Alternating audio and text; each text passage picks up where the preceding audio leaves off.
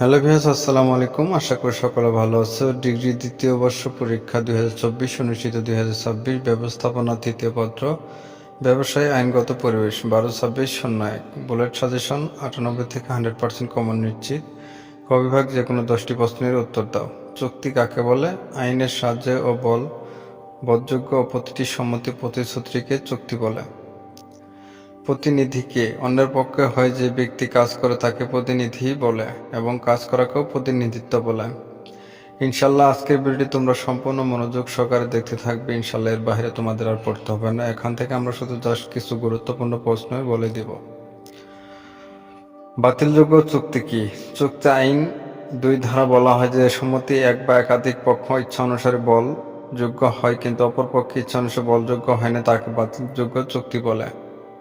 নির্দিষ্ট পণ্য কি? চুক্তি করার সময় যে পণ্য শনাক্ত করা যায় উভয় পক্ষে পণ্যের পরিচিত সুস্পষ্টভাবে বুঝতে পারে তাকে নির্দিষ্ট পণ্য বলে। স্বীকৃতি কি? যার কাছে প্রস্তাবটি উত্থিত হয়েছে সে উক্ত প্রস্তাবের সম্মতি দিলে প্রস্তাবটি স্বীকৃত হয় বলে ধরা হয়। অনির্দিষ্ট পণ্য কাকে বলে? পণ্য বিক্রি চুক্তি সম্পাদনকালে যে পণ্য শনাক্ত করা হয়নি বা এর স্বীকৃতি দেওয়া হয়নি বরং অন্য কারো উপায়ে বিক্রি করা হয়েছে তাকে অনির্দিষ্ট পণ্য বলে। নাবালককে? বাংলাদেশে বলযোগ্য 1875 সালে ভারতীয় সাবালকতা আইনের 3 নং ধারা অনুযায়ী 18 বছর পূর্ণ না হলে কোনো ব্যক্তিকে নাবালক বলে গণ্য করা হয়।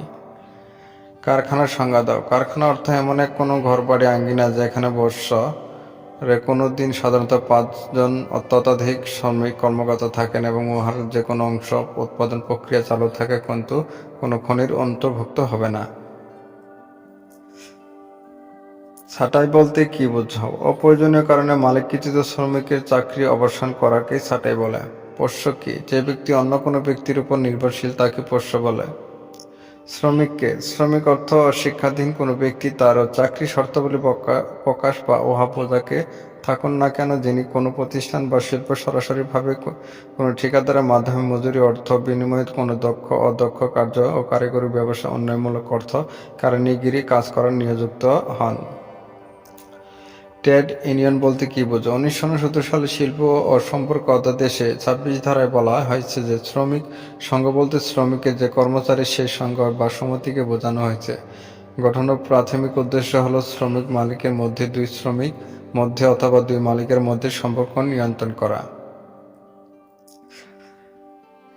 গ্র্যাচুইটি কি? গ্র্যাচুইটি হল কোনো শ্রমিকের প্রতি 15 বছর চাকরি অথবা 6 মাসের অতিরিক্ত সময় চাকরির জন্য তার সর্বশেষ প্রাপ্ত মজুরি হারে ন্যূনতম 30 দিনের মজুরি যা উক্ত শ্রমিকের তার চাকরি অবসানের প্রদায়। খ বিভাগ ডিগ্রি দ্বিতীয় বর্ষের সকল বিষয়ের শর্ট সাজেশনগুলো আমাদের কাছে অলরেডি তৈরি করা আছে। শুধু জাস্ট তোমাদের একটু ডেমো দেখানো হচ্ছে যে সব বিষয়গুলো শর্ট সাজেশনগুলো আমাদের কাছে তৈরি করা আছে কিনা। তোমাদের সব বিষয়গুলো আমাদের কাছে তৈরি করা আছে পিডিএফ ফাইল, সরাসরি তোমাদের ডেমো দেখানো হচ্ছে। প্রত্যেকটা বিষয় রয়েছে আমাদের কাছে। যারা শর্ট সাজেশন নিতে আগ্রহী দুর্বল ছাত্রছাত্রী যারা রয়েছে তারা অবশ্যই আমাদের ইমো এবং হোয়াটসঅ্যাপ নাম্বার যোগাযোগ করে অতি তাড়াতাড়ি তোমরা শর্ট সাজেশনগুলো সংগ্রহ করে নিবা।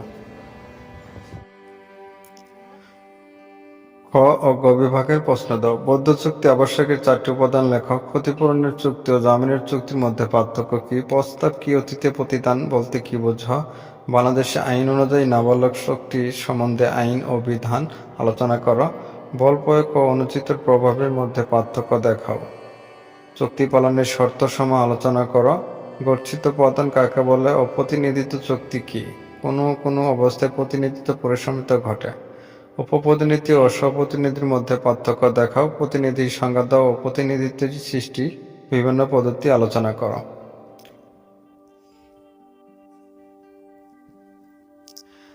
তারপর হচ্ছে যথ দর কষাকষি প্রতিনিধি কিভাবে নিয়োগ করা হয়। পণ্য বিক্রয় চুক্তি শর্তসমূহ কি কি? মুখ্য শর্ত ও গণ শর্তের মধ্যে পার্থক্য করো। অপরিশোধিত বিক্রেতাকে 1965 সালে কারখানা আইন অনুসারে শ্রমিকের সংজ্ঞা দাও। কারখানা আইনে বর্ণিত শ্রমিকদের কল্যাণ সম্পর্কীয় বিধানসমূহ বর্ণনা করো। তালাবদ্ধকরণের সংজ্ঞা দাও। শিল্প বিরোধী নিরসনের উপায় আলোচনা করো। শ্রমিক বলতে কি বোঝো? শ্রম আপিলের ট্রাইব্যুনালদের ক্ষমতা উল্লেখ করো। ভিডিওটি আজকে পর্যন্ত এখানে শেষ করছি। সবাই ভালো থাকুন, সুস্থ থাকুন।